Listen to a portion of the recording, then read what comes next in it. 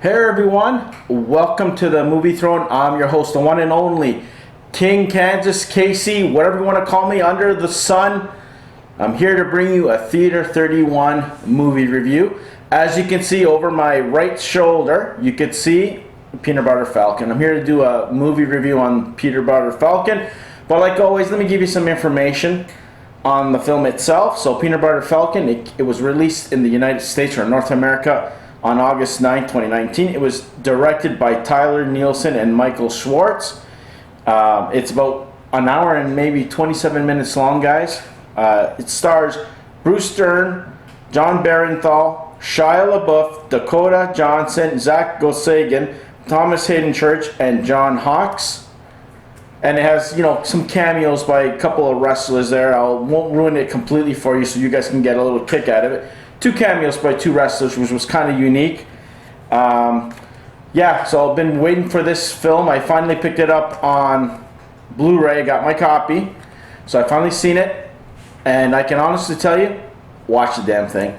I really thoroughly enjoyed it. Was I totally blown away by it? No. I was, to tell you the truth, I don't know, maybe it's the day I watched it, maybe I wasn't really in the mood to watch it. I had so many things going on here, editing this and all that. I had a pretty long day, let's just say that. I don't know, I just didn't feel what I thought I would feel from this film. Great movie, don't get me wrong, guys. It's perfect for the length. The actors delivered. I kind of understand at this time why it didn't get any Oscar buzz, because I don't think it was on the level of some of the other films. I still haven't seen 1917, Knives Out, or Parasite to kind of say, yeah, you know what, they made the right decision with the winner yet. Gonna get to those eventually once I can get my hands on them. It's all about budget and money, guys, but for the most part, pleasantly surprised. Good flow to the story. Just was expecting a little bit more, but you know what, like I always say, second time around is when you really can make an honest, educated guess, especially with movies like this.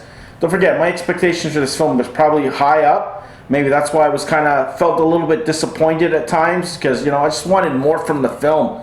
They could have drawn a little bit more out of it and get a little more character development between Shia and stuff. Like you could explain the whole angle of what happened with his character, and same with Zack's. You kind of got it in glimpses here and there in flashbacks, but I understood why, because the focus was on Zack Gottsagen's character in the film, not Shia's, but at the same time, it's a perfect story of 2 lost in trouble people that are brought together because of circumstance and their environment.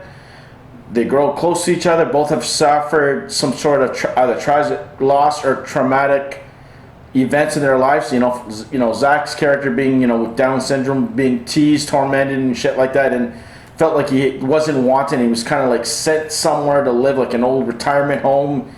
And for the last 2.5 years, Shia's character, something tragic happens to him. He loses his brother. I'm gonna leave it at that. And just his life spiraling downwards, and he's kind of doesn't know where to fit in the world. Kind of has an idea where he wants to go. And then of course you got Dakota Johnson's character getting involved, that she's responsible for him, but at the same time, Shia understands Zack's character more than she does. She's more protective and babying him, and kind of she means good, but she's not really doing what's best for him in his interest. You're babying him and you want to cage him up, but meanwhile, Shia's character knows how to treat him. He treats him like a normal person, basically. But it's one of those Tom Sawyer kind of type adventure films that 2 troubled guys go on a little adventure to go here and there. Zack wants to become a wrestler, and Shia's character promises, what, I'll get you there. At first he didn't want nothing to do with him because he didn't want to get close to anybody, but then that bond slowly develops, and you can see it on screen. Beautiful cinematography. It's shot well. It's written well. Everybody brought their A game, man. That's the only thing I can really say. There's nothing really bad about the film. Maybe my expectations was on a higher level.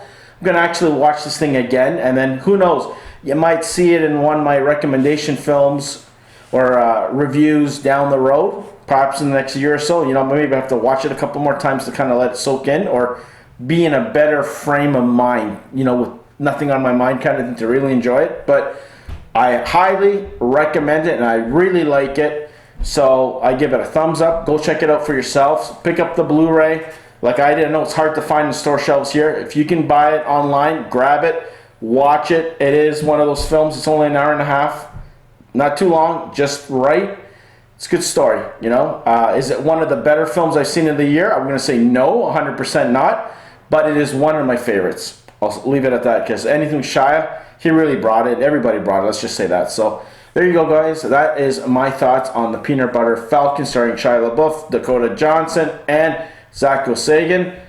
Amazing movie. Watch it for yourselves. I highly recommend. So tune in like always. Check out my other Theater 31 reviews. Check out my movie recommendations. My other channels. You name it, that works. And most importantly, like, share, and subscribe. And stay off my throne. Take it easy.